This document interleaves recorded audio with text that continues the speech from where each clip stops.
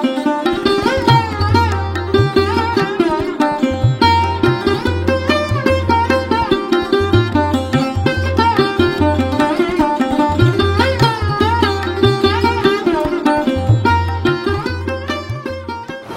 నెల్లూరులో మనకి అత్యంత సన్నిహితుడు ముఖ్యుడు అయినటువంటి ఈతకోట సుబ్బారావు గారిని కలిసి వారితో కొన్ని ముచ్చటించుకొని కొన్ని విషయాలు వారి నుంచి తెలుసుకోవడానికి ప్రయత్నిద్దాం. యూనివర్సల్ డయాస్ ద్వారా మీకు వారిని నేను పరిచయం చేయదలుచుకున్నాను. నమస్కారం సార్. నమస్తే అండి. నెల్లూరులో మీరు ఒక ప్రముఖ కవిగా, విశాలాక్షి సంపాదకుడిగా అందరికీ సుపరిచితులు.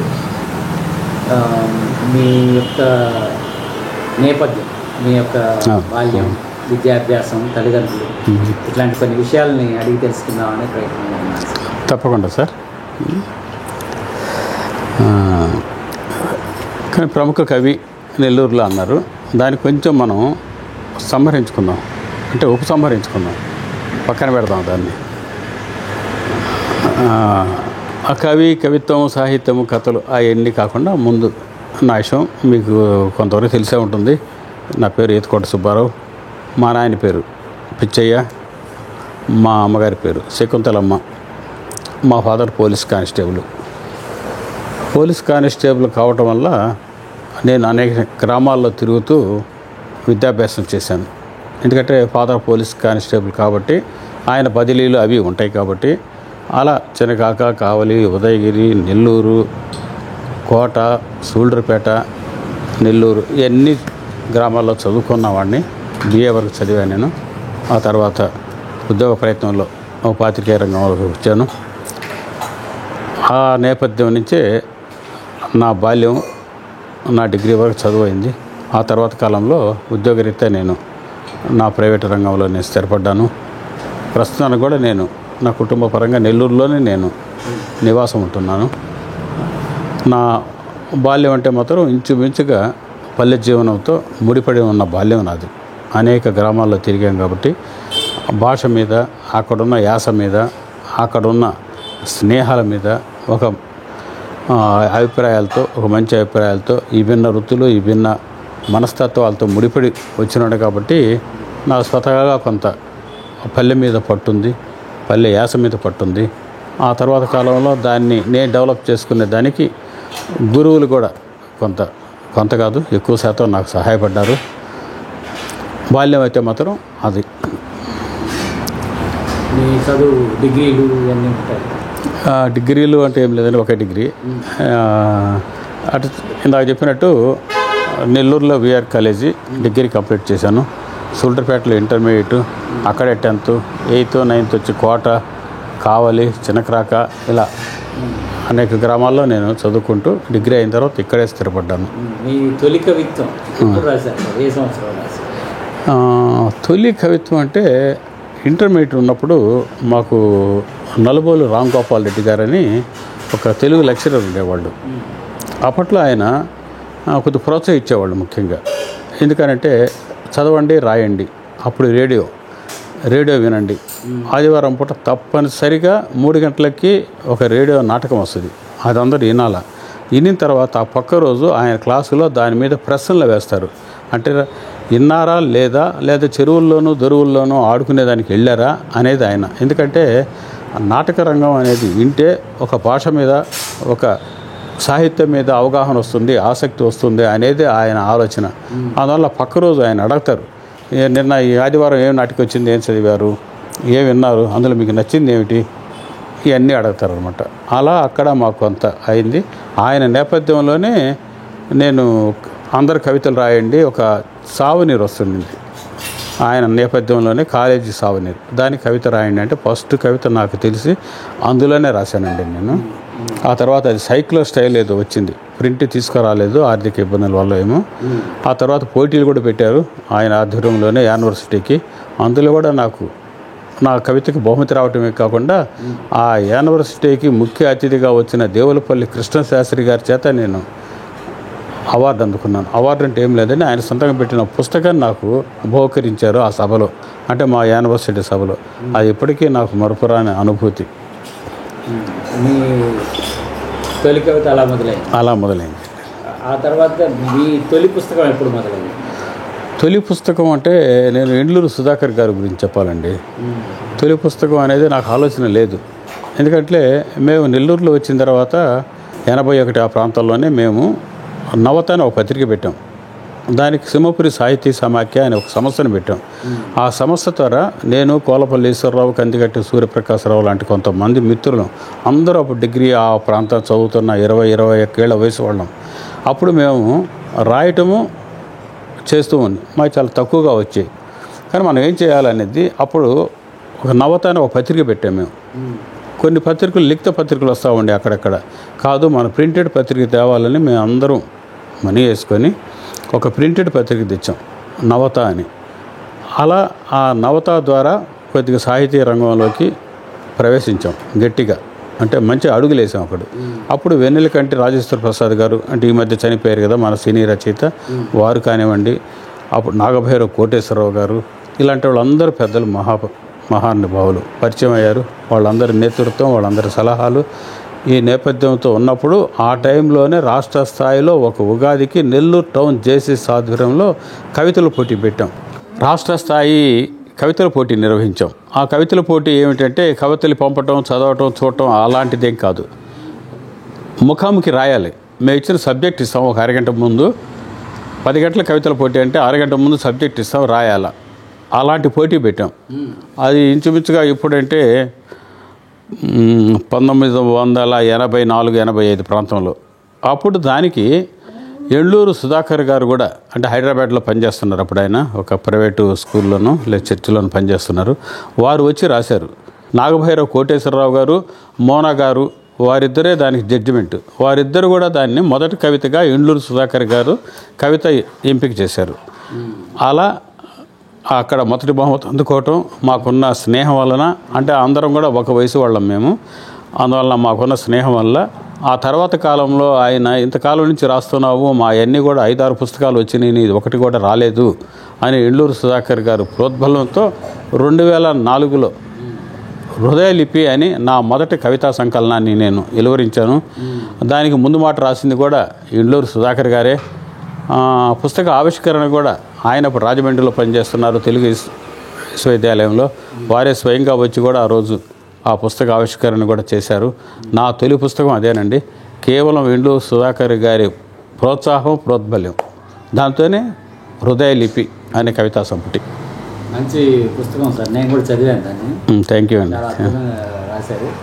ఏదో నేను రాసిన ఒక పుస్తకంలో దాన్ని కోట్ చేయడం కూడా జరిగింది.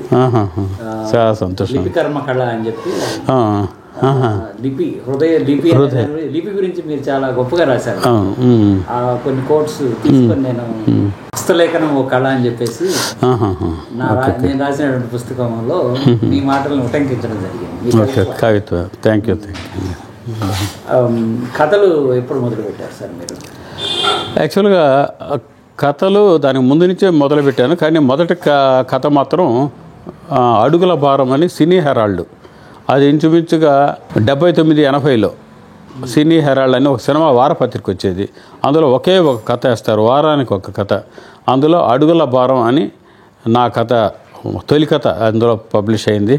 ఇదే కథని ఒక మంచి కథగా మంతిన సూర్యనారాయణ రాజు గారు యువలో ఆ కథని పరిచయం చేశారు. మళ్ళీ ఇదే కథని తేజ అని ఒక వారపత్రిక వస్తుండింది, అందులో కూడా ఈ అడుగుల భారం కథని వారు కూడా కోట్ చేసి ఆ కథను మళ్ళీ పబ్లిష్ చేశారనమాట. అందులో రిపీట్ చేశారు. అంటే ఒకే కథ 3 సార్లు పబ్లిష్ అయింది నాది విభిన్న పత్రికల్లో. అంటే మొదటి కథకి రెండో కథకి కూడా దాదాపుగా ఒక 8-9 ఏళ్ళు గ్యాప్ వచ్చింది వారు పరిచయం చేసేటప్పటికి. మళ్ళీ తేజ వాళ్ళు ఇదే కథను మళ్ళీ పరిచయం చేశారు. అది ఇప్పుడు మళ్ళీ అదొక 10 ఏళ్ళు గ్యాప్ తర్వాత. అంటే అడుగుల భారం కథ కొద్దిగా ప్రజల్లోకి వెళ్ళింది అనే దానికి అది ఉత్సాహపరిచింది. ఎందుకంటే నా తొలి కథే అది. తొలి కథ కావడం 10 సార్లు పలుమార్లు దాన్ని రిపీట్ అవుతూ పత్రికలు దాని గురించి ఒక కథకుడిని ఉత్సాహపరిచింది. కథా సంపుటి ఎప్పుడు వేశారు సార్? కథా సంపుటి 2009-2010. కాశీ బుగ్గ అని కాశీ బుగ్గ అనే కథ కూడా సిపి బ్రౌన్ అకాడమీ వాళ్ళు కథల పోటీ పెట్టారు. అందులో ఈ కాశీ బుగ్గ అనేది మొదటి బహుమతి వచ్చింది. ఆ రోజుల్లోనే దాదాపు 10,000 రూపాయలు దానికి నగదు బహుమతి ఇచ్చారు.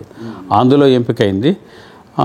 కథలు అప్పటికి నాది దాదాపుగా ఒక 25-30 కథలు కూడా, అంటే పాత కథలు కాకుండా ఒక అంటే రెండో తరంగా నేను ప్రవేశపెట్టిన నా కథా సాహిత్యంలో ఒక మంచి కథలను ఎన్నుకొని 18-16 కథలతో. రెండో కథా సంపుట లేదు, అంటే నాకు కొంతకాలం తర్వాత గ్యాప్ వచ్చింది నా కవిత్వానికి, నా కథలకి. ఒక దాదాపు ఒక 6-7 ఏళ్ల పాటు నేను మౌనంగా ఉండాం వేరు కారణాల వల్ల. ఆ తర్వాత నాది రెండో టర్మ్ అనమాట.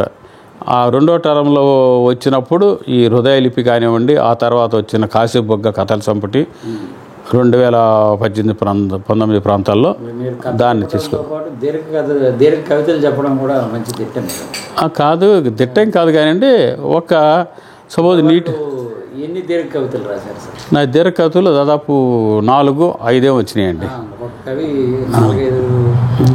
అంటే యాక్చువల్గా నేను దీర్ఘ కవిత రాయాలా అనే ఆలోచన అయితే నాది కాదండి నిజానికి. ఎందుకంటే ఒక ఫస్ట్ నీటి చుక్క అని ఒక కవిత రాశా. అది ఎక్స్రే అవార్డు వచ్చింది ఆ కథకి. నీటి చుక్క గురించి అప్పుడు కొప్పర్తి గారు ఫస్ట్ ప్రైజ్ వేరే వాళ్ళకి వస్తే నా తర్వాత ప్లేస్లో నా కవిత వచ్చింది. కానీ అన్నిటికన్నా నాకు నచ్చిన కవిత ఇదేనా అని చెప్పి నీటి చుక్క గురించి ఆయన దాదాపు 60 గంట మాట్లాడితే 20 నిమిషాలు నా నీటి చుక్క గురించి మాట్లాడారు కొప్పర్తి గారు. ఆ మాట్లాడిన తర్వాత నీటి చుక్కలో ఇంత కంటెంట్ ఉంది, ఇంత సారాంశం ఉంది, ఇంత ప్రజల్లోకి తీసుకుపోవచ్చు అనే ఒక ఆలోచన వచ్చి ఆ తర్వాత నెమ్మదిగా అంశాల వారీగా దాన్ని రాసుకుంటూ ఒక దీర్ఘ కవిత్వంగా మలుచుకొని వచ్చాను. అలాగే అక్షరానికో నమస్కారం, అలాగే మనకు నెల్లూరు జిల్లాలో ప్రత్యేకమైనది ప్రాముఖ్యత గలది పులికాట్టు, ఇవన్నీ కూడా అలాగే గాంధీజీ గురించి ఇవన్నీ కూడా ఏంటంటే ఆ కంటెంట్ని బట్టి నేను ముందుకు వెళ్ళాల్సి వచ్చి దీర్ఘ కవిత్వం కాదు మలుచుకున్నానే. కానీ నేను కూర్చొని ఈ నెలలో రాయాలా, ఈ ఏడాది దీర్ఘ కవిత్వం రాయాలా అనే ఆలోచన అయితే మాత్రం నాది కాదండి. ఆ ఆలోచన కూడా లేదు అసలు నాకు. ఆ సబ్జెక్టు చెప్తుంటారు చూసారా, డిమాండ్ చేసిందని. అట్లా డిమాండ్ చేయకపోయినా కూడా ఒక నీటి చుక్కలో ఇంత ఉంది, అక్షరంలో ఇంత ఉంది అనేది ముందుకెళ్ళగలిగే. తర్వాత నెల్లూరు చరిత్ర గురించి ఏదైనా ఆ చరిత్ర పొరలు పేజీలు తిప్పాలంటే ఈతకు సుబ్బారావు గారిని టచ్ చేయాలి అనే పరిస్థితి ఉంది ఈ నెల్లూరులో. దాని వెనక ఉన్న కారణాలు, రహస్యాలు ఏమైనా ఉన్నాయా? రహస్యం ఏమి లేదండి, కొద్ది గొప్ప ఆసక్తి. ఈ ఆసక్తి కూడా చెప్పాలి అంటే భాష మీద, తెలుగు సాహిత్యం మీద, తెలుగు మన నెల్లూరు జిల్లా చరిత్ర మీద నాకు బండి నాగరాజు గారు కానివ్వండి, నాగభైరవ కోటేశ్వరరావు కానివ్వండి, మా ఇంగ్లీష్ లెక్చరర్ నలుబోలు రాంగోపాల్ రెడ్డి గారు కానివ్వండి, ఇలాంటి అందరి ప్రోత్సాహం, ఇలాంటి అందరు ఇచ్చిన ముందు నాకు నడిపించేదానికి మార్గదర్శకులుగా నిలిచారు. అందువల్లనే ఆ చరిత్ర మీద కూడా ఆ రోజుల్లోనే అంటే ఇంటర్మీడియట్ దశల్లోనే నేను కొంత ఆసక్తి పెరిగి ఆ పుస్తకాలు చదివేటప్పుడు కూడా చరిత్ర ఏముండయి, చరిత్ర పుస్తకాలు ఏముండయి అని రెఫర్ చేసుకున్నాను. అలాగని చరిత్ర అంటే భారతదేశ చరిత్ర, ప్రపంచ చరిత్ర కాదండి, కేవలం నెల్లూరు చరిత్ర మీద ఆసక్తి. మన వంతు మనం ఏదన్నా ప్రజెంట్ చేయగలమా, ఏదన్నా అందించగలమా, ఏదన్నా రేపటి తరానికి ఉపయోగపడేది ఉందా అనే ఉద్దేశంతోనే నేను నెల్లూరు చరిత్రని కొంతవరకు తీసుకొచ్చాను.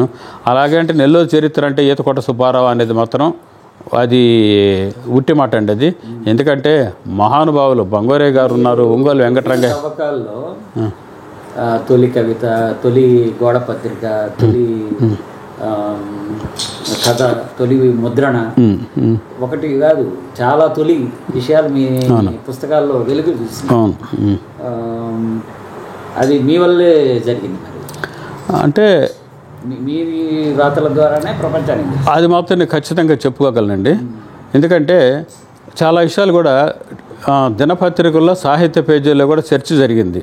ఫర్ ఎగ్జాంపుల్ తొలి కథ తాతాచార్యులు తొలి కథ ఎప్పుడు రాశారు? 1855లో సిపి బ్రౌన్ కొలువులో చెన్నపట్నంలో రాశారు. ఆయన ఎవరు రాయమంటే రాశారు. ఆయన కథలు చెప్తూ ఉంటే తాతాచార్యులు అనే ఆయన సిపి బ్రౌన్ కథలు చెప్తుంటే సిపి బ్రౌన్ అంతటి మహానుభావుడు ఆసక్తిగా వినేవాడు అనమాట. ఆయన ఆ కథల్ని మరి చాలా బాగుంటాయి అని చెప్పి చెప్పించుకుంటా ఆయన ఇవన్నీ కూడా మనం ఏదన్నా గ్రంథస్థం చేస్తే బాగుంటుంది కదా అని చెప్పి ఆయన చేత రాయించి దాన్ని పుస్తకంగా తీసుకొచ్చారు. ఆ తర్వాత దాన్నేను ఆయన అనువాదం చేసి తెలుగు టేల్స్ అని చెప్పి ఇంగ్లీష్లో కూడా ఆ పుస్తకాన్ని తీసుకొచ్చారు. ఇవన్నీ కూడా బంగారే గారు వెలుగులోకి తీసుకొచ్చారు. కానీ ఇప్పటికీ మనకు ప్రాంతీయ అభిమానం అంటూ ఒకటి ఉంది కదా. కొంతమంది ఏమంటారు, అచ్చమాంబ తొలి కథ గురు అని అంటారు. ఇంకొక ఆయన వచ్చి గురజాడ అంటారు. ఇవన్నీ కూడా ఏంటంటే ఎవరు ప్రాంతీయ అభిమానంతో వాళ్ళు తీసుకొస్తున్నారు. కానీ అసలు తొలి కథ ఎప్పుడు వచ్చింది, ఎక్కడొచ్చింది, ఎక్కడ పుట్టింది, ఎవరు తీసుకొచ్చారు అనే విషయాలు ఎవరు చెప్పలేకపోతున్నారు. ఎవరైనా చెప్పినా కూడా అంగీకరించలేకపోతున్నారు. ఈ విషయంలో ఒకసారి నేను ఆంధ్రజ్యోతిలో ఒక వార్త రాస్తే మా ఆర్ ఉమామహేశ్వరరావు గారు దీనికి ఎవిడెన్స్తో పాటు వివిధకు పంపించండి, మంచి ఐటమ్ అన్నారు. అప్పుడు నేను వివిధకు పంపించాను ఆంధ్రజ్యోతి సాహిత్య ప్రజల్లో. పంపిస్తే వాళ్ళు కొన్ని ఎవిడెన్స్ అడిగారు అప్పట్లో కూడా దీని మీద. నేను అన్నీ కూడా సబ్మిట్ చేశాను. ఎందుకంటే తొలి కథ ఇదేను, కానీ అచ్చమాంబ గురజాడ ఎవ్వరు మన తక్కువేం కాదు. కానీ తొలి కథ విషయంలో మాత్రం మన కాంప్రమైజ్ కావాల్సిన లేదు. కానీ దురదృష్టమో మీరు అన్నట్టు నెల్లూరు వాళ్ళని వెలుగులోకి తీసుకురావాలని ఏం కాదు. మన అల్పులం, మన సన్న రేణువులం.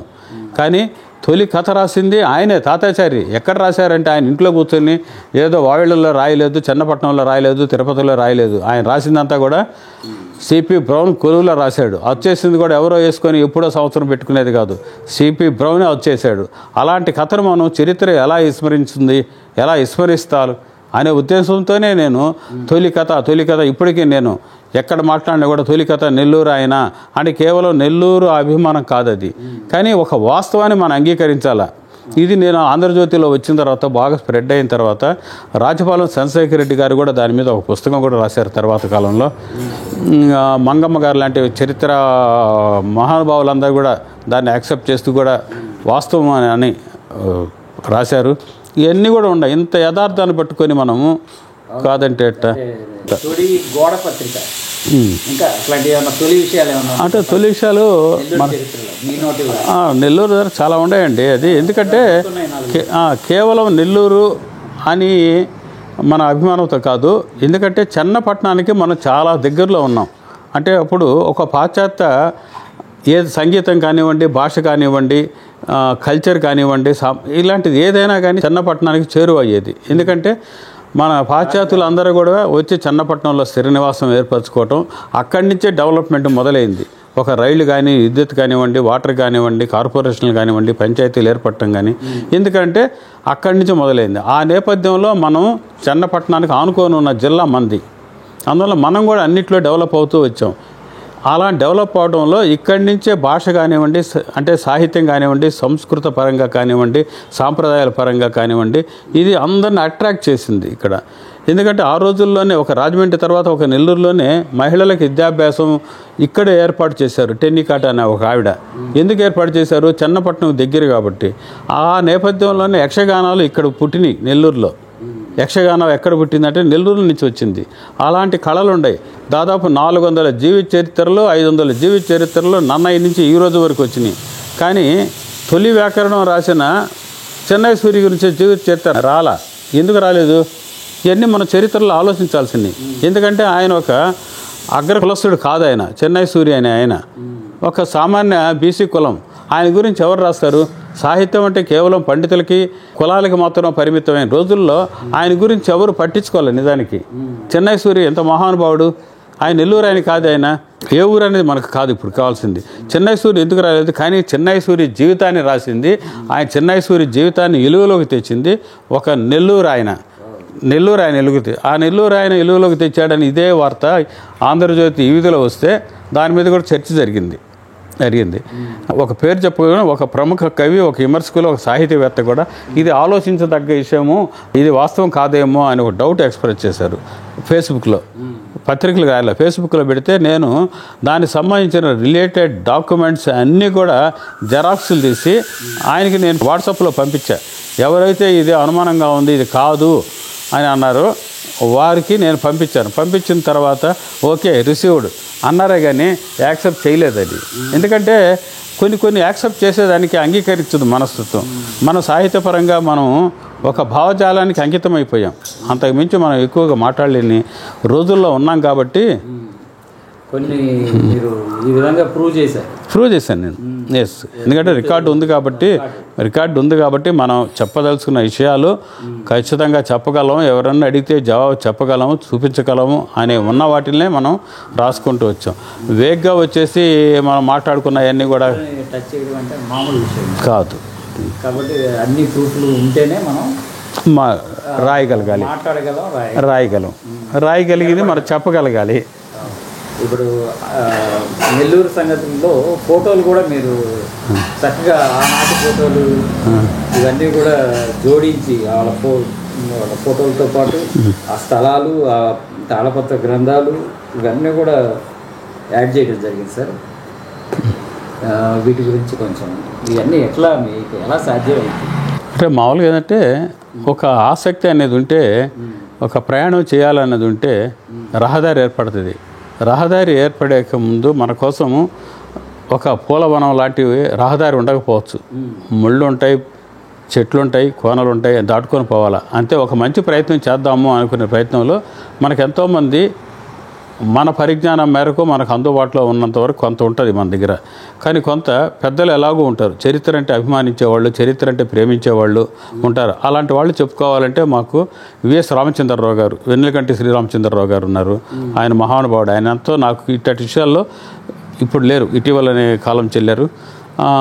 ఎంతో సమాచారాన్ని అందించారు. నాకు ఎప్పుడు ఏం కావాలన్నా కూడా భుజం తట్టారు. అలాగే కాళిదాస్ పురుషోత్తం గారు ఉన్నారు. ఇలాంటి వాళ్ళు ఎంతోమంది నెల్లూరు చరిత్ర మీద అవగాహన ఉన్నవాళ్ళు, చరిత్రని అభిమానించేవాళ్ళు, చరిత్రను భావితరాలకు అందించాల్సిన వాళ్ళు వీళ్ళందరూ ఉన్నారు. వాళ్ళందరూ వాళ్ళందరూ ఆశీస్సులు నాకు ఉన్నాయి కాబట్టి నేను కూడా కొద్ది సులభతరంగా ముందుకెళ్ళానేమో అనే ఒక భావం మాత్రం నాలో ఉందండి. ఇప్పటికీ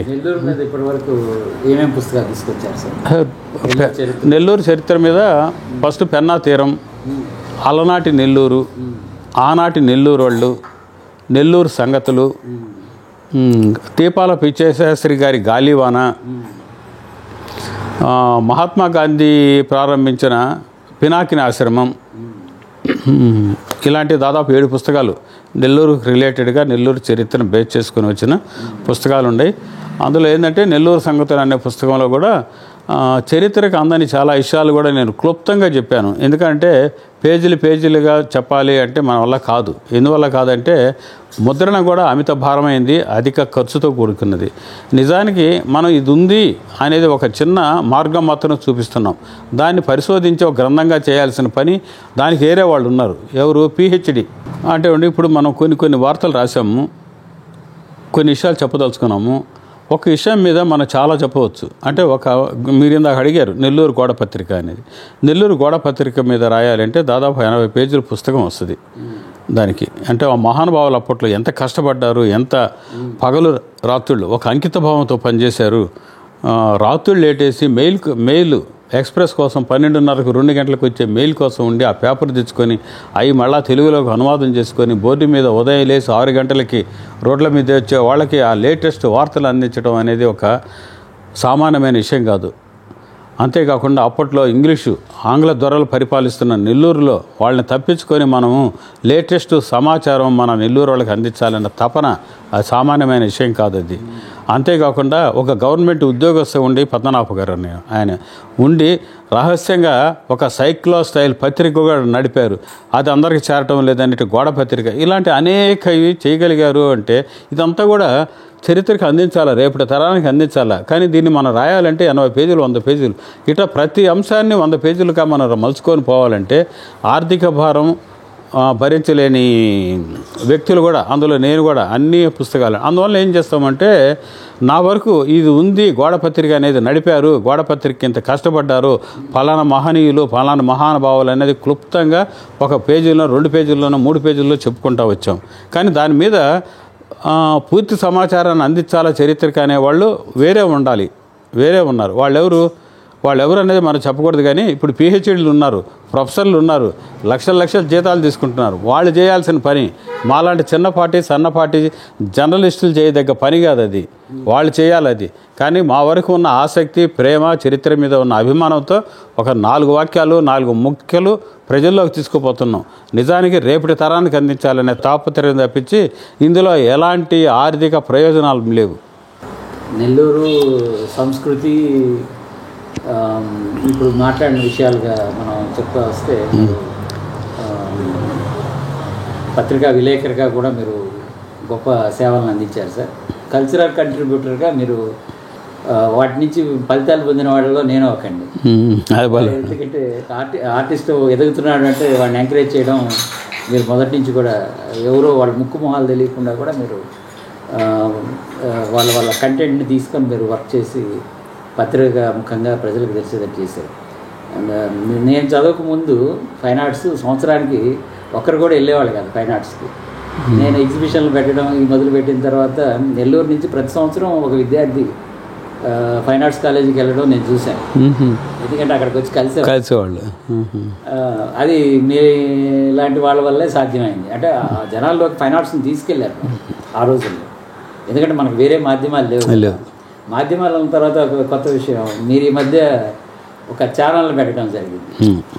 దాని గురించి కొన్ని విషయాలు.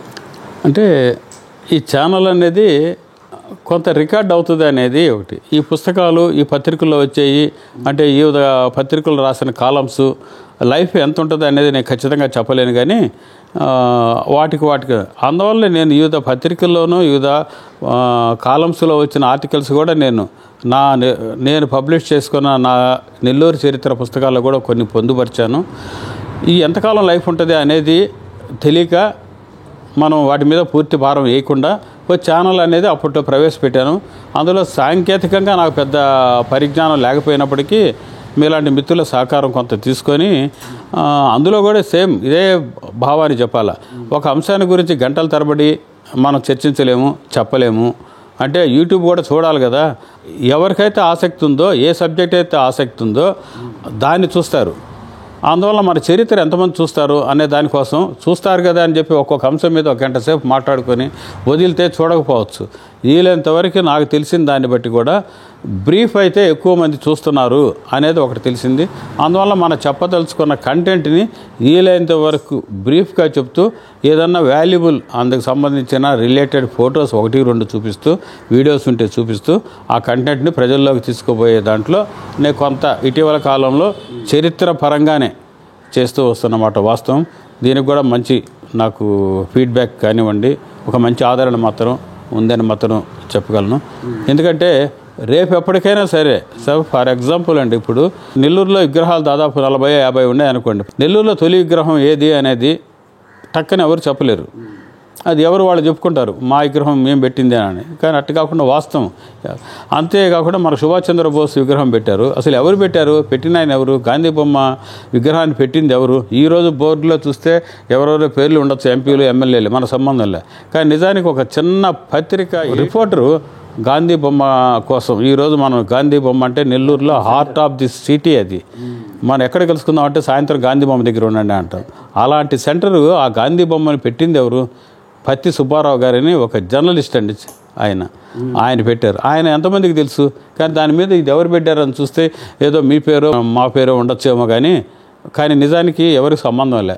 మహానుభావుడు పత్తి సుబ్బారావు గారు ఆయన పెట్టారు. అలాంటి నిజాలు, అలాంటి వాస్తవాలు తీసుకుపోయేదానికి, ఈ చరిత్ర అందించేదానికి కొంతవరకు మనం చేద్దాము అనే దాని విషయంలోనే ఈ ఛానల్. చరిత్రనే మనం చెరిపేస్తే చెరిగిపోదు.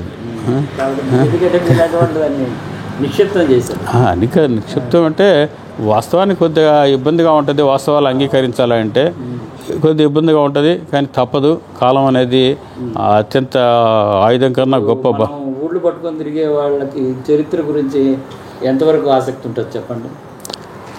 అంటే ఇప్పుడు ఫర్ ఎగ్జాంపుల్ అండి, నేను నా నెల్లూరు పుస్తకాలు వేసాను. నెల్లూరు పుస్తకాలు అంటే వివిధ పత్రికల్లో ఒక ఈనాడు కావచ్చు, ఆంధ్రజ్యోతి కావచ్చు, సాక్షి కావచ్చు, వాటిలో రివ్యూలు వచ్చిన తర్వాత నాకు ఎక్కడి నుంచి వచ్చిందంటే నెల్లూరులో పుస్తకం నెల్లూరు చరిత్ర మీద విడుదలైంది అనేది నెల్లూరు వాళ్ళు, ఈ చరిత్ర అభిమానులు అందరూ కూడా ఇక్కడ ఉన్నారు. నిజానికి చెప్పాలంటే అమెరికాకు కూడా నా పుస్తకాలు పోయినాయండి. ఇతర దేశాలకు కూడా పుస్తకాలు నాకు పోయినాయి. అంటే నెల్లూరు వాళ్ళు ఎక్కడ ఉన్నారో అక్కడంతా కూడా నెల్లూరు చరిత్ర మీద ఆసక్తి ఉంటుంది.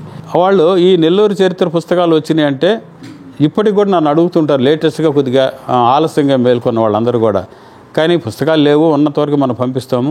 కానీ ఆదరణ, చరిత్ర మీద అభిమానం అనేది ఉంటుంది. మనం చేయాల్సింది ఏంటంటే ఇప్పుడు యువతరానికి కూడా చరిత్ర మీద ఉండాలి. అంటే మన పూర్వీకులు, మన తాత ముత్తాతలు ఏం చేశారు అనేది తెలిస్తే మనం ఇప్పుడు ఎలా ఉన్నాము అనేది కొద్ది ఆసక్తిగా ఉంటుంది. ఆ చరిత్ర మీద అభిమానం ఏర్పడుతుంది. దీంట్లో మీరు విశాలాక్షులు రాసినటువంటి కవిత్వంతో కూడిన సంపాదకి, దీని గురించి 2 మాటలు చెప్పండి సార్. సార్, విశాల నయనం అనేది మీకు అందరికీ తెలిసిందే. నేను విశాలాక్షి మాసపత్రిక సంపాదకుడిగా దాదాపు 16 ఏళ్ళుగా పనిచేస్తున్నాను. కానీ ఎందుకంటే మొదటి నుంచి కూడా సంపాదకీయం రాయాలి, అందరూ రాస్తున్నారు. కానీ మనకంటూ ఒక ప్రత్యేకత ఉండాలా అని నేను మొదటి ఒక 3-4 నెలలు కవిత్వం రాశా. ఏదైతే రాయాలనుకుంటున్నానో, ఏ సబ్జెక్ట్ అయితే అనుకుంటున్నానో ఆ సబ్జెక్టుని కవిత్వ రూపంలో 20, 25, 30 లైన్లతో కవిత్వ రూపంలోనే ప్రజెంట్ చేస్తూ వచ్చా. అది అలవాటైన తర్వాత అనేక పాయింట్లు వచ్చినాయి. అందులో అనేక సబ్జెక్టులు, ఏ నెలకు ఆ నెల కొత్తది, ఈ ప్రజెంట్ సిచ్యువేషన్ని. ఈ నేపథ్యంలోనే శివారెడ్డి గారు కానివ్వండి, డాక్టర్ ఎన్ గోపి గారు కానివ్వండి, వీళ్ళందరూ కూడా వెరైటీగా ఉందా నీ సంపాదకీయము, ఇవన్నీ కూడా ఒక పుస్తకం తీసుకురా అని అన్నారు. ఆ పుస్తకం తీసుకురా అని శివారెడ్డి గారు మొదట చెప్పినప్పుడు కూడా ఏదో అభిమానంతో అన్నారు అనుకున్నానే కానీ లేదు. ఆ తర్వాత ఫోన్ చేసినప్పుడల్లా అడిగేవాళ్ళు, లేకపోతే ఆయన ఫోన్ చేసి ఎంత దాకా వచ్చే అని అడిగేవాళ్ళు.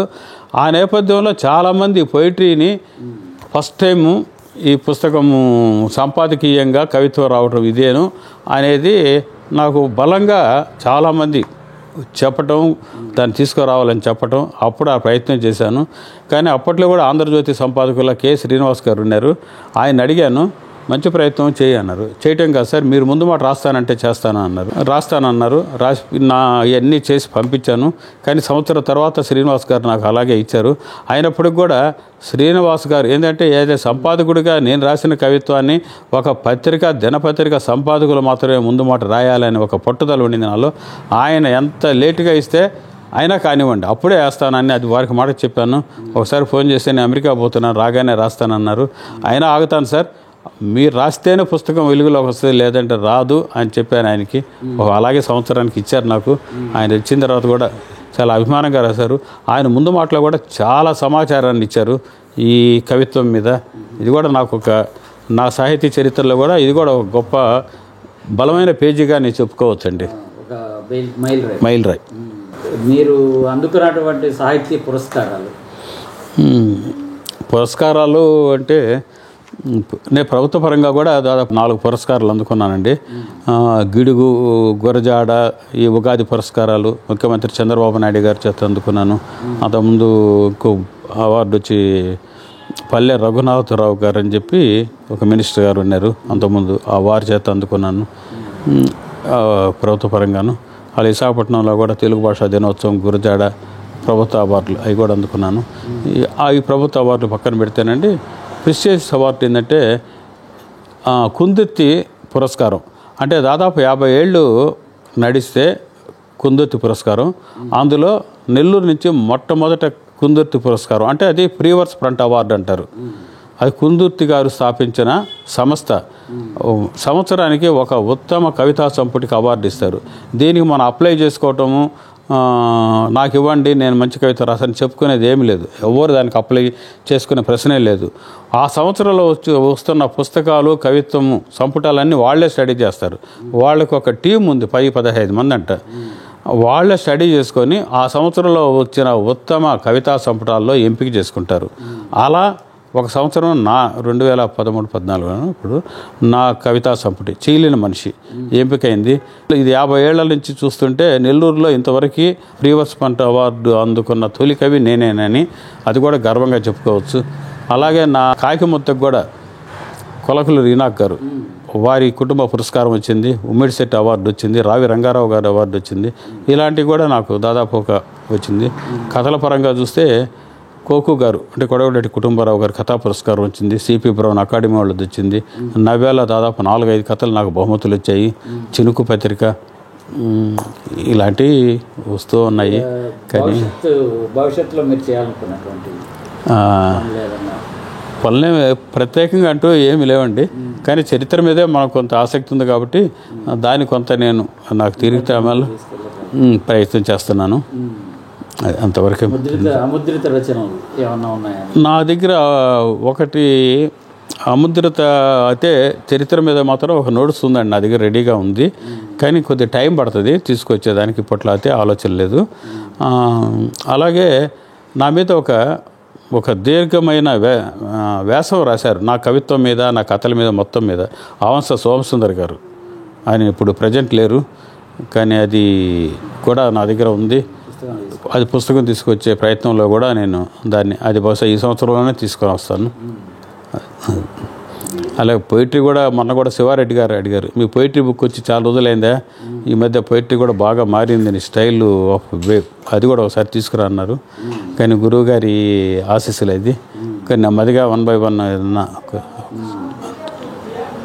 చాలా సంతోషం సార్ ఈరోజు మిమ్మల్ని కలవడం, ఈ చాలా కొత్త కొత్త విషయాలు కూడా మిమ్మల్ని అడిగి తెలుసుకోవడం జరిగింది. గతంలో మనం మాట్లాడుకున్న విషయాలు కూడా ఈరోజు ఇక్కడ మాట్లాడుకోవడం చాలా ఆనందంగా ఉంది. Thank you sir. మీరు ఇంత దూరం వచ్చి విజయవాడ నుంచి వచ్చి నన్ను ఇంటర్వ్యూ చేయటం, ఒక 4 వాక్యాలు నా చేత చెప్పించటం, ఇవన్నీ మళ్ళీ నాకు ఒకసారి పాత జ్ఞాపకాలు, పాత అనుభవాలు, పాత ప్రయాణాన్ని నాకు గుర్తు చేయటం కూడా